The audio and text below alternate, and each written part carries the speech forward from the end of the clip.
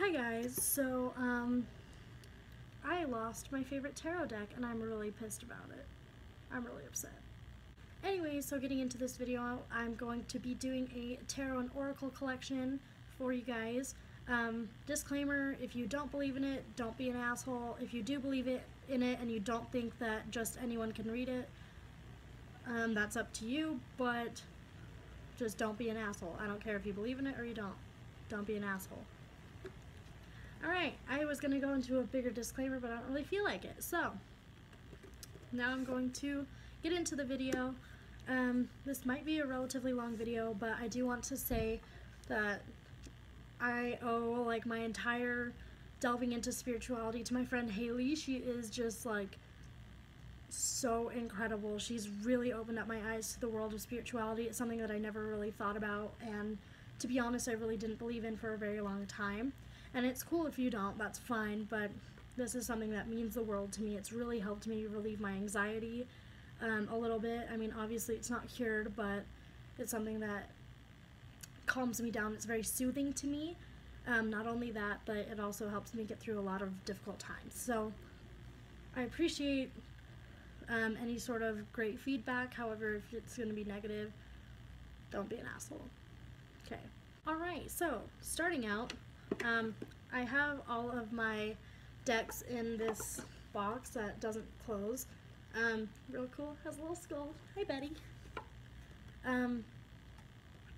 But yeah, so let's delve into the box. First thing, I have the Secret Language of Animals Oracle deck. This one I use when I am feeling out of touch with the world, with nature, anything of the sort. It has a ton of really cool animals, anything from sea creatures to land animals to insects to mammals to lizards to amphibians to absolutely everything.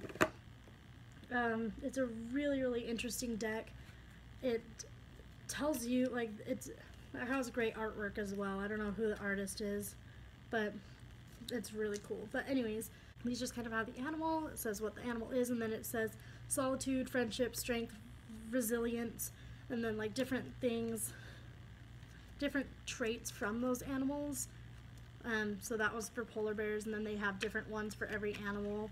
It's really interesting. It's something that'll tell you a lot about yourself, things that you didn't even know. It has a little guide, like a little book with it, that also tells you more deeply into what these readings mean. So yeah, definitely worth checking out. Moving on, I have this Goddess Guidance Oracle. This one is my first deck ever before any tarot or anything. This was the first one I got, and it is such an amazing deck. This one is so empowering to me. It's something that I need, or that I use when I need some empowerment, or, you know, some just female guidance, so to speak, when I just need, like when I feel put down or something, I need to be empowered and lifted as a woman. This is what I go for. Honestly, I really resonated with the girl on the cover, and that's, like, I kind of got this when I didn't know much about tarot and oracle. I was with my friend Haley when I got it, and she was just like, if this is what you resonate with, get it. Like, it's calling to you for a reason, you know, just get this. So I did, and it's just come in handy a lot. It has the girl on the cover as a lady in the deck. Her name's Dana. She's the High Priestess, and she says, you have divine knowledge that can help others through your spiritual teaching. And I feel like that is what made me resonate with this deck so much. This deck is also like really sentimental to me. Yeah, this is just a really great deck. It has all sorts of great women from all sorts of mythology and history and all sorts of cool things. It has like Mary Magdalene and Rhiannon, and it has freaking every woman that you could ever think of. It has Aphrodite, it has Isis, it has Hathor, it has freaking Athena, it has freaking everything.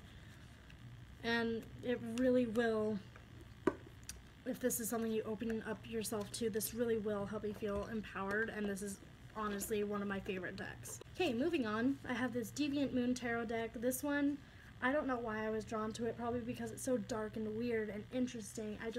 I love the art throughout this entire deck. It's kind of morbid, but in such an interesting way. This one, I can't really tell you when I use this. I find that a lot of times I use this when I'm going through really rough times in my life, but I don't specifically go to this one when I'm like need something for some reason. Yeah, that one is a really awesome deck. Alright, and then I also have a Halloween tarot deck, but that one I cannot find, and it's really upsetting me. I use that one all the time, so I don't know where it is, but it'll turn up. My last tarot deck, aside from the Halloween one that I can't show you now, is this Rider-Waite tarot deck, and this is a really special deck to me. My brother actually got it for me for Christmas, and why I love this so much is because my family is not into this. This is not something that I grew up around.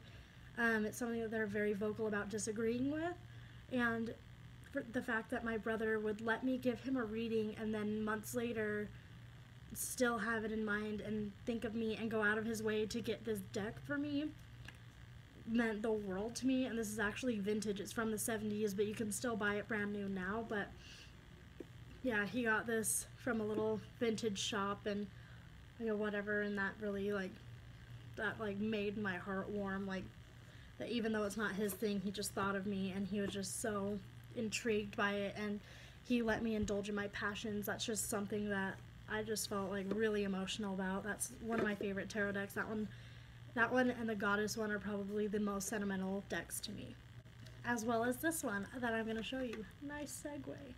This one I would not call an oracle or a tarot deck. However, I don't know what else I would call it. This is the Flower of Life. It's like the Wisdom of Aster, and this one is the coolest deck. So instead of having all of the cards' backs being the same, they're all different plants and like just nature scenes. My favorite is sunflower. Sunflowers are my favorite flower, in case you're wondering. But essentially this just says like different things that you need to know. For example, this one is meditation of 4. Sit quietly and close your eyes. Breathe in for a count of 4. Breathe out for a count of 4. And pause for a count of 4. Repeat 4 times, then open your eyes. Do this 4 times a day, and within 4 days, you will start to feel lighter. The vibration of 4 invokes the feeling of retreat, order, and balance. Just like a square, all that is built upon is evenly distributed. 4 inspires you to clean up your foundations, your beliefs, and your fears by not getting rid of them, but creating something new. Focus upon what feels good, and all of your negative vibrations will fall from a lack of attention, and your highest path magically reveals itself. Wow, I got a little weird down there. But it basically just gives you something to better yourself, and it's just a lot of really wise statements, I guess, and it's just a really amazing deck. My mom got this for me for Mother's Day, and again, that was kind of cool, but that was really, really cool of her to do, because again, she doesn't believe in it, but that does mean the world to me. This is like my Mother's Day. It makes me so happy, but yeah, I love this one. Alright, and the last deck that I'm going to show you is my Inquiry deck. This one is the most unique deck that I have. It comes with a little stand that is not with me at the moment. It's upstairs, but it's really, really interesting. The cards are shaped like that. They all have different kaleidoscope looking deals on them. But these ask you the questions. This isn't a deck that, instead of you being like, what's to come in my life, like this will ask you. And it comes with this little stand that you put out, you read it every day, and eventually the answer will come to you. It's just something to think about, you know. I don't know, it's just really, really awesome, really cool deck. You can use this in so many different ways, but this one says, what would be perfect? Or what is my intention? What do I value? What do I want to happen next? I had one out for a really long time that said, what am I committed to? And just, it really makes you think about your life. It really helps you with just decluttering your mind and really just getting to know yourself better. It's a really, really interesting deck. Lastly, I want to show you a couple books. So I have this Introduction to Tarot, and this one will tell you kind of the basics of the Rider-Waite and also the freaking Crowley Thoth. I do not own that deck, but this is a really great book that tells you, the author, her name's Susan Levitt, she will tell you a lot about tarot, her experience, and just like anything that you would need to know as a beginner is in that book. I also have this Tarot Predictions and Divinations. This one is super awesome. It kind of tells you all about like the signs, and it just has a ton of information. It has tons of different card layouts. Okay, I just hit myself in the face. Tons of different card layouts. It tells you like beginners, intermediate, expert. Like it just has like tons of information on how to read. The other one just kind of tells you more about readings themselves and tarot in general, but that gives you a more in-depth how-to on tarot readings. Also, I wanted to throw in there that I have this little book that opens. It has some stones as well as the Rider-Waite in there, and I use this to hold my stones and that one specific tarot deck because it doesn't fit in here. But not only that, but whenever I have a deck that isn't giving me accurate readings or a brand new deck or something, I will leave it in here with the white quartz. This is meant for cleansing.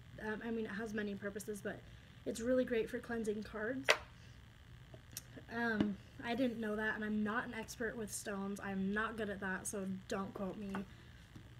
But I did receive that with one of my tarot decks, and that's what it told me it did.